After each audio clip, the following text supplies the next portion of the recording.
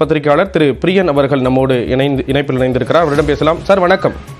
வணக்கம். சொல்லுங்க sir. Booth committee முகவர்களுடைய இரண்டாவது நாள் அந்த கருத்தரங்களை ரொம்ப சுருக்கமாக தன்னுடைய உரையை முடிச்சிருக்காரு. தொண்டர்களுக்கான அறிவுறுத்தல்களை மட்டும்தான் வழங்கியிருக்காரு. எந்த ஒரு விமர்சனங்களையோ பார்வைகளையோ ஒரு முன்வைக்கவில்லை. அது தொடர்பாக அவங்களுடைய பார்வை என்ன? கண்டிப்பா தொண்டர்களுக்கு அறிவுறுத்தல் கொடுக்க வேண்டிய அவசியம் இருக்கு. அதே சமயம் இந்த கட்சியுடைய அந்த கொள்கைகள் ஏற்கனவே அவர் சொல்றாரு, தமிழ் தேசியம் திராவிடம் என்னோட இரு கண்கள் சொல்லியிருக்காரு. வழிகாட்டியா ரொம்ப முக்கியமான கனமான ஒரு தலைவர்களை ஏற்றுட்டு இருக்காரு. காமராஜர், அம்பேத்கர், பெரியார் போன்ற தலைவர்களை ஏற்றுட்டு இருக்காரு. இவர்களுடைய தத்துவம் அல்லது இந்த ஏற்கனவே திராவிடம் அல்லது தமிழ் தேசியம் போன்ற விஷயங்கள் அதை எந்த அளவுக்கு மக்கள்கிட்ட கொண்டு போறாரு, இல்ல வெறும் திமுக ஆட்சியுடைய நடைமுறை செயல்பாடுகளை பத்தி விமர்சிப்பதோட இருக்கிற போறாரா, இல்ல ஆட்சிக்கு வந்தால் தமிழக வெற்றி கழகம் என்ன மாதிரியான காரியங்கள் ஈடுபடும்? ஏன்னா இந்த தொண்டர்கள் நாளைக்கு போயிட்டு பூத் கமிட்டி தொண்டர்கள் ஒவ்வொரு வீடு வீடா போகும்போது நிச்சயமாக விஜய் தொண்டர்களை பார்த்து அவங்க கேட்பாங்க, விஜய் ஆட்சிக்கு வந்தா என்ன பண்ணுவார் கேட்பாங்க. அதற்கான பதில் என்ன அவங்க வச்சிருக்காங்க. ஸோ ஒரு இந்த 2 நாள் கூட்டத்துல அவர் அட்லீஸ்ட் குறைஞ்சபட்சம் இந்த பூத் கமிட்டி மெம்பர்களுக்கு ஒரு வழிகாட்டும் விதமாக சில விஷயங்களை சொல்லியிருக்கலாம்.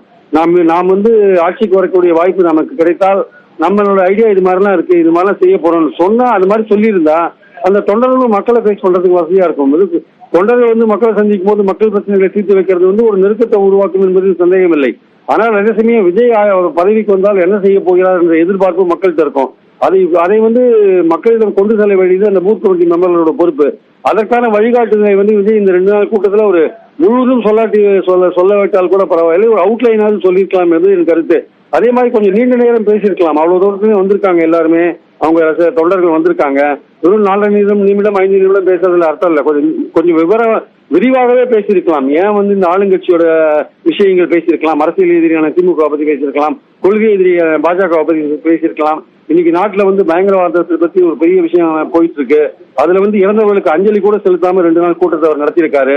ஸோ இதெல்லாம் அவர் யோசிக்க வேண்டிய அவசியம் இருக்கு. நடைமுறை பாலிடிக்ஸ், நம்மை சுற்றி என்ன நடக்கிறது, இதை தொண்டர்களுக்கு எப்படி எடுத்து செல்லணும் போன்ற பல விஷயங்களை அவர் இன்னும் கற்றுக்கொள்ள வேண்டியிருக்கிறது என்பது என்னுடைய கருத்து. இணைப்புல கருத்துக்களை பகிர்ந்து கொண்டதற்கு நன்றி திரு பிரியன்.